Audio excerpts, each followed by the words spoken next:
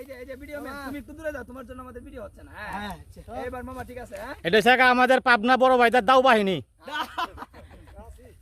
ভাই ফোকাস। মাশাআল্লাহ অনেক বড় বড় দাও। হ্যাঁ এটা গরু জবাই করো, গরু জবাই করো। আপনারা কতদিন ধরে আছেন এখানে?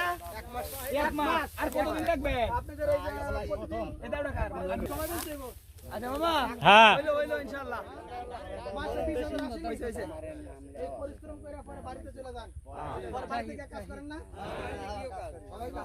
সকলের তো পরিবার আছে না? বাড়ির লাগে মন খাতে না? বাড়ির লাগে মন কেমন হবে?